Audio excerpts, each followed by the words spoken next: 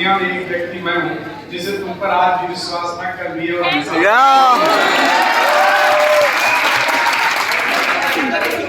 Academics चीज अलग होती है, जिंदगी में सफलता अलग होती है। जी सर, एकेडमिक्स में सफलता मिल जाए तो अच्छी बात है, लेकिन अगर एकेडमिक्स में सफलता नहीं मिलती है और अगर तुमने जिंदगी के अपने नियम सही रखे हैं, यकीन मानो तुम जिंदगी में कभी असफल नहीं होगे। वाह सर, तो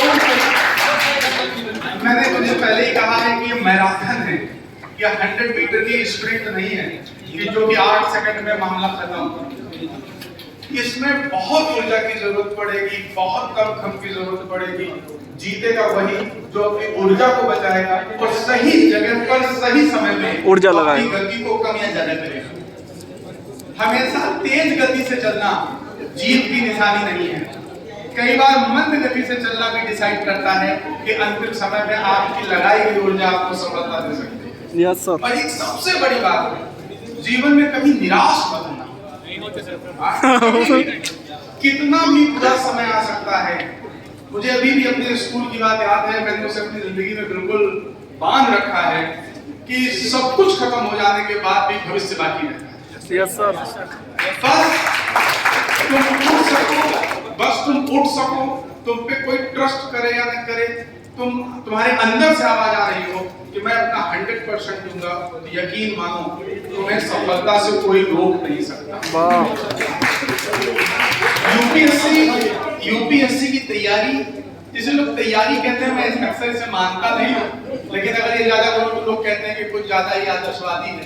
यूपीएससी तैयारी नहीं है, यूपीएससी एक पूरा प्रोसेस है, एक पूरा प्रक्रम है जो तुम्हें बदलता है, तुम्हें ट्रांसफॉर्म करता है, तुम्हें एक बेहतर इंसान बनाता है, तुम्हें करोड़ों की भीड़ में अलग करने की इसकी क्षमता है।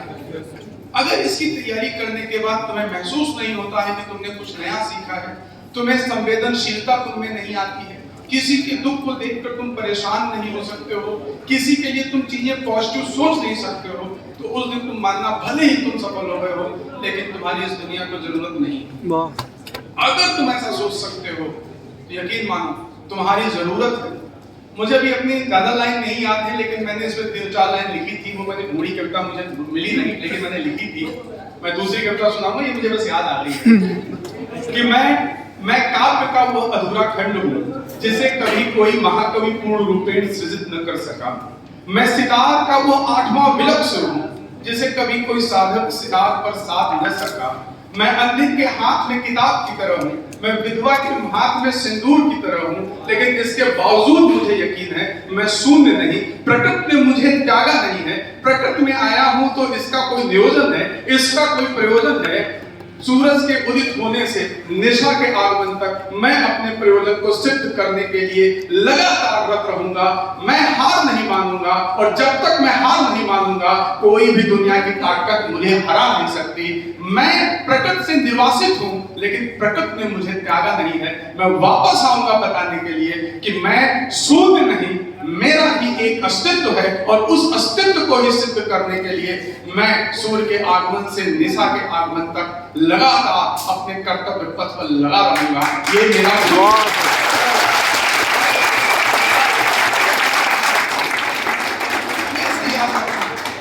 हार जाना हमेशा आसान है, क्योंकि हार जाने में कुछ भी करना नहीं पड़ता। जी सर। सारे शस्त्र रख देने पड़ते हैं, बस वो सबसे आसान है। बोझ को हटा देना हमेशा आसान है, लेकिन बोझ को धारण कर लेना हमेशा मुश्किल है। इसलिए हमारे अंदर हमेशा एक पलायनवादी मानसिकता रहती है। हम किस चीज को छोड़ते हैं, हम उस चीज को छोड़ते हैं, हम इससे बच जाते हैं। नहीं, जिम्मेदारियों को लेना सीखो, सकारात्मक बनना सीखो। जी सर। वो और कोई समय था जब कृष्ण आ गया और अर्जुन को सिखा गया, अब कोई कृष्ण नहीं आएगा, अब वो युग ही लौट के नहीं आएगा। तुम्हें खुद ही कृष्ण बनना होगा, तुम्हें खुद ही अर्जुन बनना होगा, तुम्हें ही तय करने होंगे अपने रास्ते, और तुम्हें ही तय करने होंगे वो फासले जो तुम्हारी और तुम्हारी सफलता के बीच है। इसलिए अपने पे ट्रस्ट रखो, अपनी कमियों, अपने सकारात्मक पक्षों दोनों को साक्षी भाव से सोच सको, खड़े होकर देख सको, तुम अपनी आत्मा से निर्णय ले सको कि जो तुम कर रहे हो, जिधर तुम जा रहे हो, क्या तुम सही जा रहे हो, क्या यकीन मानो जिस दिन तुम ऐसा कर पाओगे उस दिन तुम्हें न किसी टीचर, न किसी कोचिंग, न किसी कृष्ण, तुम्हें किसी की जरूरत नहीं पड़ेगी। खुद पे ट्रस्ट तो करो। यह ट्रस्ट तुम्हारे लिए बहुत ज्यादा जरूरी है। लेकिन ध्यान रखना, विश्वास और अतिविश्वास में बहुत महीन रेखा होती है। जब तुम साक्षी भाव से खड़े होगे ना, वो रेखा तुम्हें स्पष्ट रूप में दिखाई पड़ेगी। मैं विवेकानंद की बातों को मानता हूँ, मैं उनको समझता हूँ, मैं उनको जानता हूँ। उनका सिर्फ एक कहना था, खुद को जानो। अगर तुम खुद को जान रहे हो तब तक, अगर तुम खुद को जान रहे हो तो कभी भी बिना सफलता तक पहुंचे तुम थक के रुक ही नहीं सकते, क्योंकि किसी को हो न हो तुम्हें तो विश्वास है और तुम्हारे अलावा मुझे विश्वास है। वाह। मेरे पास कुछ बच्चों ने दी चीजें हैं, थोड़ा सा उसे पढ़ देता हूँ। कुछ उम्मीद से दी हुई है तो मैंने संभाल के रखा हुआ है। मैं पढ़ता हूँ, फिर मैं करता हूँ, आता हूँ, फिर निकलते हैं। ये अलग ही अरे मेरे भाई एक चॉकलेट और सब। Thank you. जानते हैं आप मेरे लिए क्या, एक तिनके के समान था, ऐसा तिनका जिसने मुझे उस समय डूबने से बचाया जब मैं घिर चुकी थी यहाँ दिल्ली में मुखर्जी नगर के लोगों के बीच। उन तमाम विपरीत आशंकाओं से आपने उस टूटी हुई हारी हुई छोटी सी लड़की को हौसला दिया। जब मेरे पास सिर्फ अंधेरा था तब आपने जीवन की नई किरण दिखाई, सपने देखने सिखाए और उसे पूरा करने का हौसला दिया। मेरे लिए आप प्यार, इश्क, मोहब्बत नहीं हो, आप ईश्वर की भांति हो। जितना अस्तित्व माता पिता का होता है उतना ही ऊंचा स्थान है आपका। प्रेम में आप मेरे राम।